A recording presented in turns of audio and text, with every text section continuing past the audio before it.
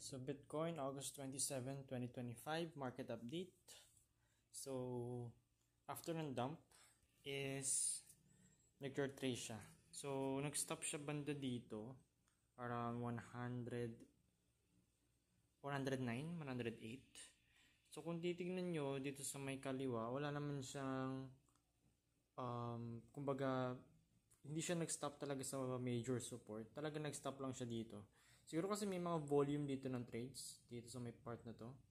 So, kahit hindi man siya pumunta sa may pinaka-support, so may chance na mag-stop pa rin siya sa part na yan. Okay, so daily time frame to. So, let's just say, nag-stop lang muna siya dyan. Wala pa tayong assurance. Pag bumalik ulit dyan sa price na yan, tumigil, for the second time, nag-pump, gagawin na natin siyang support.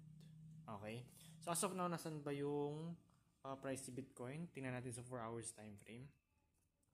Kasi kung makikita nyo dito, dito 1, 2, sa mga linyang yan, pati dito. So dati siyang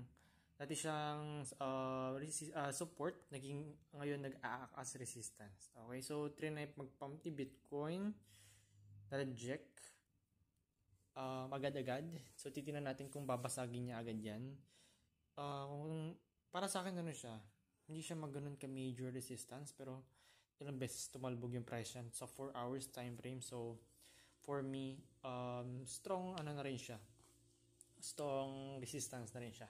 So, sa mga susunod na oras, araw, titingnan natin kung babasagin niya agad or magko-consolidate lang dito. Worst case, babalik dito. Okay, babalik dito sa linya na nilagay natin. Pero MACD, pangat na, magkukross na. RSI nag-cross na din. So, good news, diba? Kumbaga hindi nagtuloy-tuloy yung dump. Ethereum naman, tumigil siya dito, pero hindi rin naman siya ganun ka-strong. Yeah, rin siya, dumaan lang din siya dito, pero hindi siya strong. Hindi siya strong na support. So, good thing.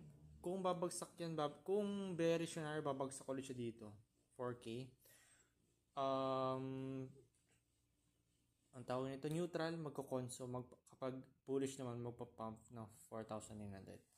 Okay, so tayo, Ethereum, na-expect na natin, dasal-dasal, sana bumasag siya ng 5K. Dahil bumasag siya ng 5K, it's either mare-reject, magko-console, red-red siya, magpa-pump. Okay? So, good news yung market sa atin today. So, yun lang for this. Bukas ulit.